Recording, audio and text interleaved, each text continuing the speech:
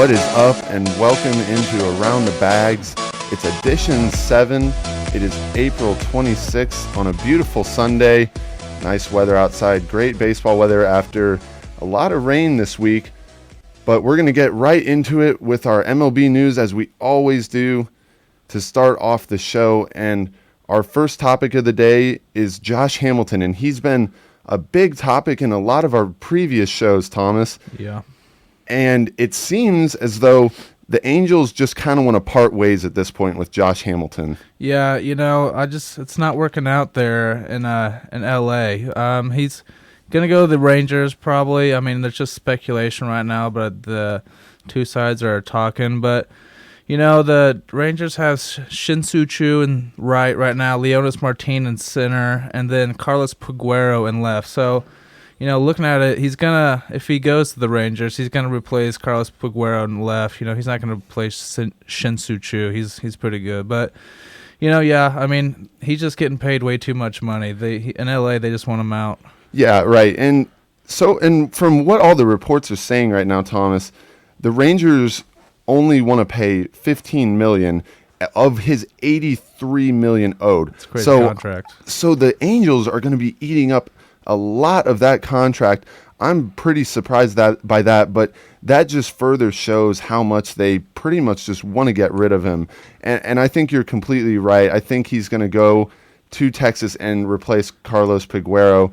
Peguero hasn't really played very well this year so far, just batting .230 so far. I think Josh Hamilton, once he gets healthy from that shoulder injury, I'm not going to say he's going to be the old Josh Hamilton of when he was with Texas back in the day, his MVP days, but I think he's going to come in there, and I think he's going to help contribute. I mean, right now, the Texas Rangers are just not playing well at all. They're 6-11.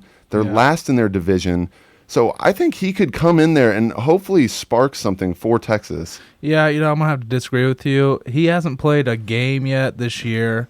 I mean, last year he only hit .263, and the year before that he only hit .250. So, this guy he's 30. He's 34 this year, so he's getting up there in age, and I just think he's declining. With the age like most players do.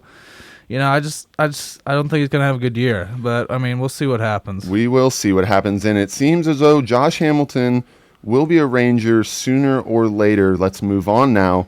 We're going to talk a little bit about the Dodgers, and Yasiel Puig is injured with a hamstring injury, Thomas, and he's going to go on the DL. Yeah, he's been bothered with a hamstring the past couple of days, or actually past couple of week or two. He's been in and out of games. But his replacement, Jock Peterson's been, getting some games, and he's actually been doing pretty well. So I don't think they're going to be, troubled by his absence for long. I hope he gets back because, he's one of the most exciting players in baseball. Right.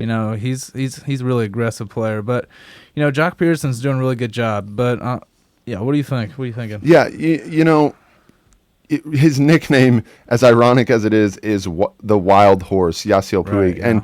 And what, people mean by that is the way he runs, Thomas. He runs so aggressively. He's not very soft on his feet.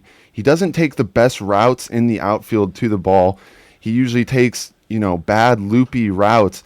And when you run that aggressively and you're that big and strong, it's almost as if he's kind of like Bo Jackson in that he's almost too big for his own body, and his muscles are he's a huge guy. Yeah. So he's putting a lot of strain on those muscles. But, that absence I don't think it's going to hurt him too much right now because the Dodgers outfield is just so star-studded right now. They have a lot. Andre Ethier is playing fantastic. He's batting .340. Jock Peterson, like you said, he's come in and done a great job.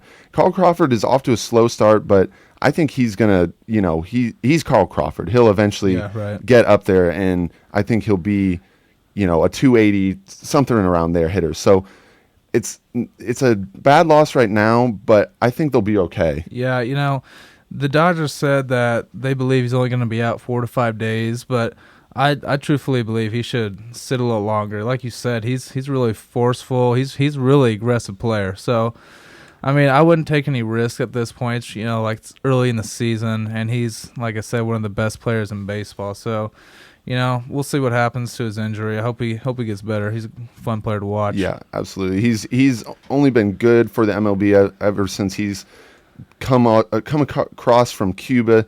He's just been very fun to watch.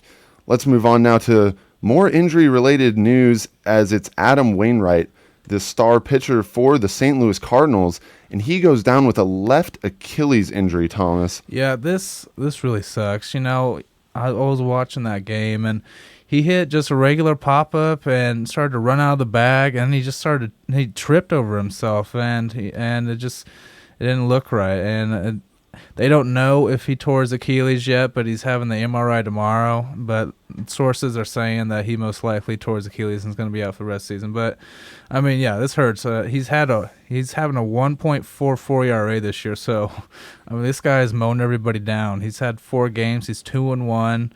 I mean, this guy is one of the best pitchers in baseball. He's a 5-pitch player. I mean, they're going to miss him. Yeah, and I've always thought Adam Wainwright has been. I think he's always been undermined, and his ability is just incredible. And I never have thought that he's gotten enough credit.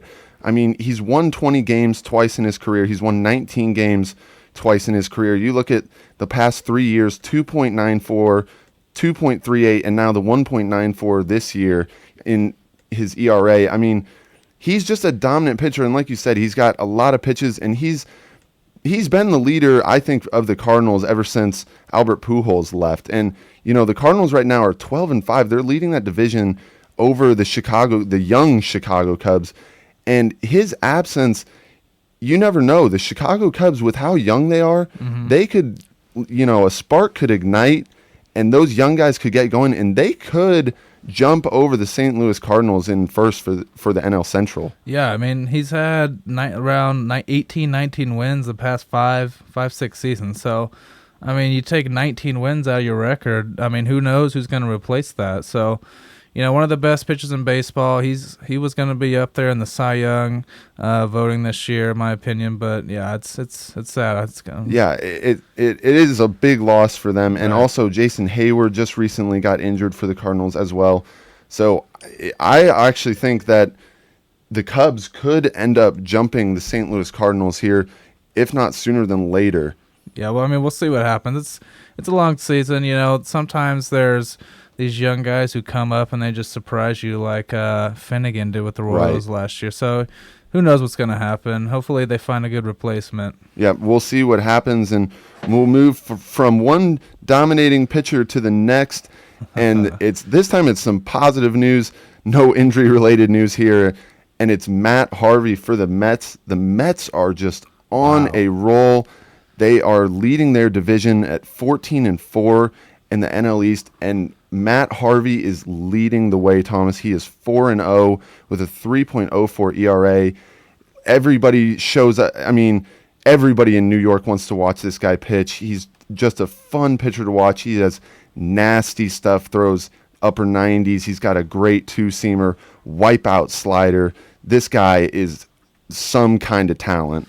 Yeah, I mean, he was hurt all of last season with that Tommy John surgery, and that was a big loss. This guy's only 26, 27 years old. So, I mean, he's struck out 31 players this year and only has 3 walks. I mean, that just tells you a lot right there. In 26 innings pitched. I mean, that's ridiculous. Yeah, I mean, that's some crazy stats right there. But, yeah, I mean, the Mets have the best record in baseball right now, so hopefully they can keep this going. Matt Harvey's definitely their ace, one of the best pitchers in baseball, like these past couple of pitches we've been talking about.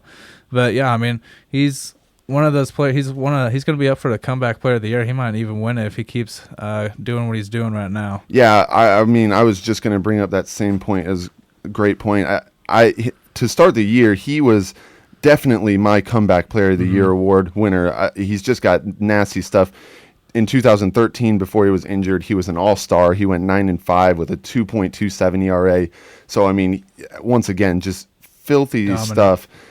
But, not only could he win Comeback Player of the Year award, but he might be on his way to his first Cy Young in his young career. Yeah, I mean, he finished fourth in the Cy Young voting in 2013. Then, like I said, he had that bad injury in 2014. So, who knows?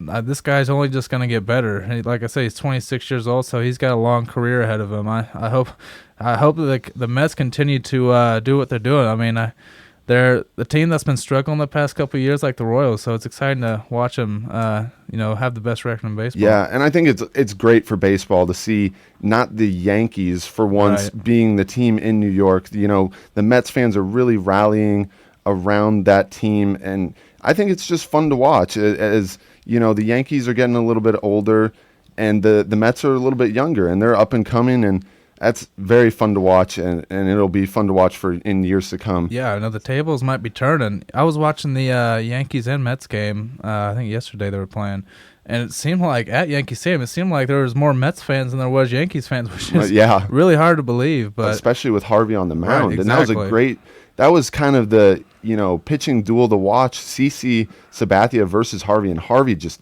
blew CC out of the water. Yeah, I mean, CC used to be one of the best pitchers in baseball. I'm pretty sure he won a Cy Young before. Yeah. Mm-hmm. But like I said, I think the tables are turning. CC's getting older. He kind of got roughed up a little bit, and Matt Harvey had a really good game. So we'll see what happens to both those teams this season. Yep, we will, and we're going to keep moving on here to the Nationals and more pitching news and more injury news, unfortunately, and it's Max Scherzer, who was signed to a huge contract in the offseason to go to the Nationals. He's got an injured thumb. It's a sprained thumb. Thomas, what's your take on this? Well, I mean, this isn't that bad of an injury.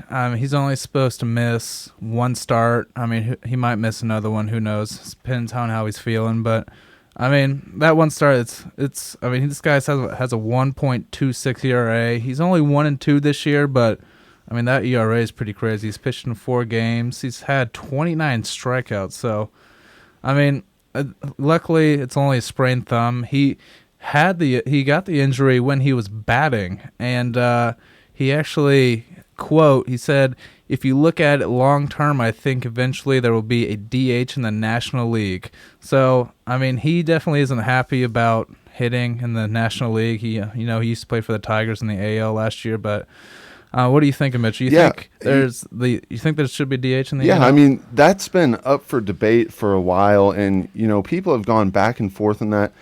But I'm going to say that there does not need to be a DH in the NL, or yes, in the NL. I almost said the AL there, but I think it's fine just how it is. I mean, me personally, I like to see the pitcher bat just because that's how they did it in way back when baseball was first starting out, and the pitcher is a part of that 9 players on the field. So I believe that they should have to bat in the game. They're a part of the team there, and they just need to be hitting, in my opinion. All right, you're a traditionalist. All right, I respect that, but I'm gonna have to disagree with you. People come to the ballpark, and when people are batting, you want to see people hit, and pitchers aren't that good at hitting. Granted, there are some pitchers that are pretty good at hitting. Clayton Kershaw's pretty good at hitting. Zach Greinke's pretty good at hitting. But, pitchers are there to pitch. And, I don't want to see the pitcher get hurt and not be able to pitch, too. So, and that'd just be unfortunate. But, no, I don't think there should be a DH in the NL. I don't see that changing anytime soon. But who knows what's going to happen? Yeah, I agree there. I don't see it changing anytime soon if it does. But it's certainly something to look into in the future. I think, with the new commissioner, I think he's trying to change the game, make things more exciting, right. Faster paced game, all that. I wouldn't be surprised if the NL does put in a DH, maybe not within the next 5 years, but I could see it happening 10 years down the road. I mean, a place that they should try it is the All-Star game, Yeah, I agree. And definitely... spring training would be another thing, too. Yeah, absolutely. In spring training, that would be a great place to start, as, they started replay there. I think it would be a great place to start it as well. So there's our MLB news from around the league. A lot of, unfortunate injuries to guys, and the Josh Hamilton news coming recently, that's That'll be big for the Rangers, but we're going to take a quick break, and when we come back, we've got a lot of Royals news to talk about, as the Royals have been the team in the news consistently all around the baseball. We're going to talk a lot of Royals when we come back after this quick break.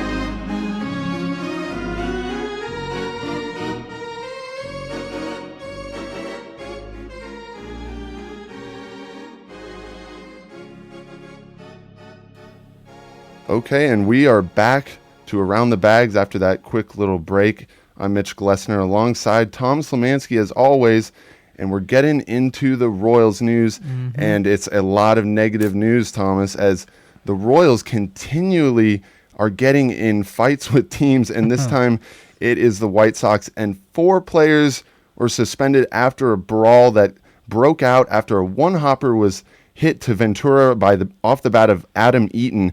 Ventura yelled at Eaton, benches cleared, a brawl ensued, and 4 players get suspended on the Royals. Ventura, 7 games, Volquez, 5 games.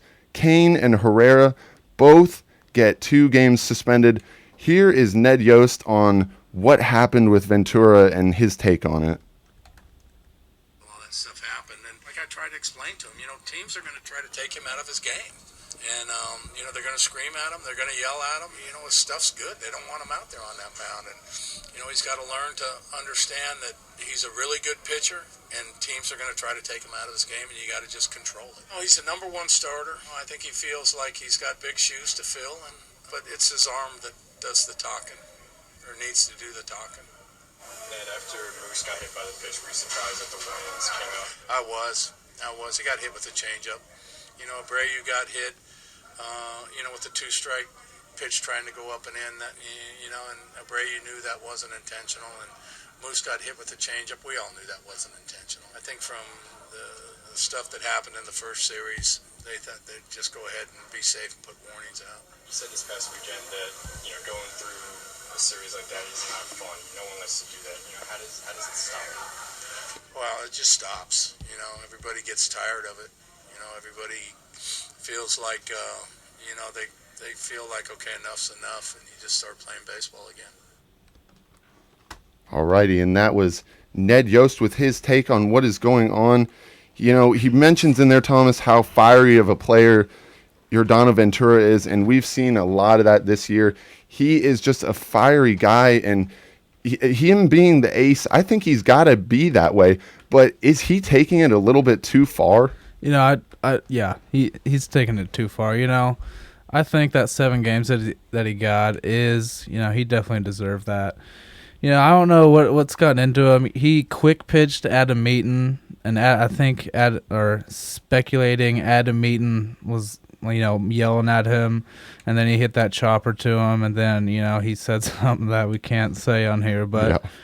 Yeah. He like you said, he's a fiery dude, and he's young. It's only his 2nd full year here in the big leagues, but he's got to learn how to handle those kinds of situations. Yeah, and so far the 3 teams that the Royals have gotten involved with are all in the American League. So, you have to figure sooner or later, obviously we're going to see the White Sox in our division, but we're going to see the Angels and Athletics again sooner or later. So, these brawls just need to stop. And like Ned Yost said, they just need, how do they stop them? Just stop throwing at guys. And, it's just not right. When Herrera's throwing 100-mile-an-hour fastball behind the head of, of players, you cannot be doing that. They've just got to end it. The Royals have this reputation now of being the bad guy in the league. And that is just unbelievable to think about, considering that the Royals have been so bad for so long until last year when they reached the World Series. Right. Yeah, everybody thought of us as the Cinderella team, last year on our amazing playoff run. Everybody was rooting for us. Everybody thought we were going to win, and now this season comes along and everybody's hating on us. But, I think people are doing this, because they're getting frustrated. Other teams getting frustrated at us. They used to think that they could come in here, come to Kauffman, or we go wherever they play, and they can just step on us, and it's going to be an easy win. But we're not that kind of team anymore. We're a good team, and I think since they just don't know we're going to beat them now. So they're getting angry at us and they're throwing at us, and we're retaliating. So. But as we get older, we're going to learn how to handle those situations with more class, and hopefully that bad rep goes away soon. Yeah, and you see a lot of problems happen with these young guys just because of the maturity level. Right. I don't think Yordan Ventura has matured into being what a true ace in the MLB really is yet. Yeah, not yet. But once he does, it's going to be scary, because he, in my opinion, can definitely be a leader in the clubhouse. He is our ace right now. I think he has to take that role of being a leader alongside, guys like Gordon and Alex Rios, who is currently out with his wrist injury still. But yeah, he just needs to tone it down right now. He's a very good pitcher, but you're not that good yet, Yordano. You can't be that fiery with every single team that you face. I love his competitiveness, but when it happens with every single team, it's starting to get old, and too much negative attention has been brought on to the Royals because of it. Like when he started that stuff with Mike Trout, it's like, dude, come on. Yeah, Mike Trout is a class act guy. Right, and he's he might be the face of baseball right now, and he definitely will be going forward, because he's one of the best players in baseball. But there's just no need for that, and James Shields last year, he was a big role model for Danny Duffy and Ventura.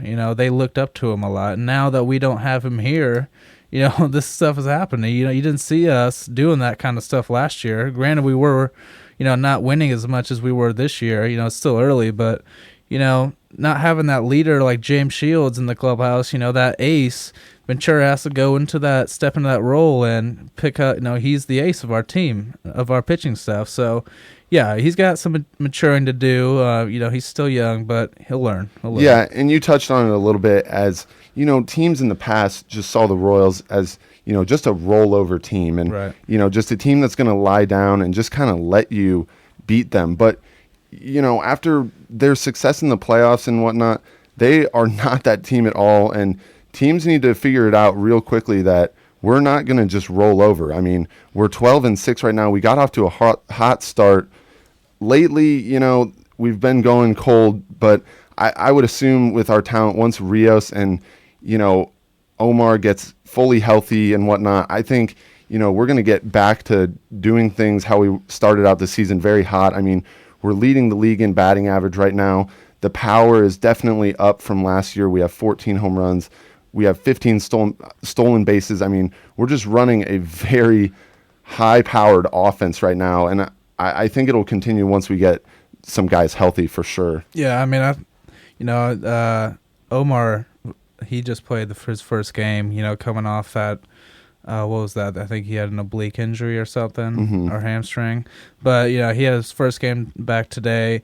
Alex Rios will be back soon. I think he's supposed to start a rehab assignment in AAA in the next couple of days. But, those are two veteran guys, and, they got to set examples in the clubhouse of how the young players should act. But, yeah, hopefully, we start acting and playing Royals baseball, and, that, bad team, mantra will take care of itself. Absolutely, yeah. To sleep. Right. And, since these suspensions have happened, the Royals are appealing them. Kane, Ventura, Volquez, and Herrera are all appealing, so that process is underway. But since we are losing, Yordan Ventura, the Royals, this is some big news, have decided to bring up Brandon Finnegan. Right. He pitched absolutely phenomenally last year in the playoffs. And this will be interesting to see what he can do. I think they're going to stick him out there in a starting role. Yeah. And that's what the Royals wanted him to be all along when they drafted him. That was their plan. He came out of the bullpen in the playoffs, but the Royals' plan all along was that Brandon Finnegan was going to be a starter in the MLB sooner or later. So I think this is going to be extremely interesting. So far this year, he's only pitched in 2 games. He's 0-1 with a 3.86. That's in Double-A Arkansas right now. But, I think he could come up and really prove something and prove to this organization that he might be ready to be a starter. Yeah, he was a starting pitcher when we drafted him at TCU in the first round last year. He had a 1.29 ERA as a reliever for us. But yeah, like you hit it on the head. I'm really excited to see this guy pitch. Whenever he came in last year, this guy had some sick pitches. His slider is off the charts. But yeah, this guy's an exciting pitcher to watch. He was forced to come up here with all those suspensions that we have from Ventura and Volquez. But I want to see what he can do. We'll see what happens. Yeah, and it's going to be big, especially since the Royals have a tough schedule here coming up. They're going to play the Tigers on the 30th. That's going to be a huge series, as the Royals would like to at least take two or three, maybe even sweep. I think they definitely have the talent for sure to sweep the Tigers. It's just a matter of their pitching, and I think Brandon Finnegan will have to really be a big role in that. But that is going to be a huge series to see if the Royals can really jump ahead in this division, and that would be a huge confidence booster as well moving forward throughout the season. Yeah. The Detroit Tigers, they're our main competition in the AL Central. I believe we're only a half game back because we lost 2 today. They won their game. But, yeah, we're playing on ESPN, I think, in 2 weekends. So you guys can tune in to us on ESPN and watch Detroit. But, yeah, I mean, Brandon Finnegan's going to have to step up. Volquez, he's been doing pretty well for us. Yeah, he has. He's been a nice addition since we lost James Shields. But, with all these brawls happening, the player's going to have to come up and contribute now. But, yeah, I'm excited to see what he can do against some top competition in the Detroit Tigers. Yeah, I am too, and it'll be fun to watch. And let's just hope that all of the brawls and all of the fighting is over with, and that we can just get back to playing baseball the right way. Play the game hard, but not with malintent, Right. No, stop throwing it, guys. Just end it, like Ned Yost said, and let's move on. So that was our Royals talk. We got a lot of talking about the brawl, and hopefully the Royals will move forward from that on to better things. That's going to do it today for Around the Bags Edition 7. It was Mitch Glessner alongside with Thomas Lemanske, as always. Sunday, April 26th. Tune in next week. We will see you.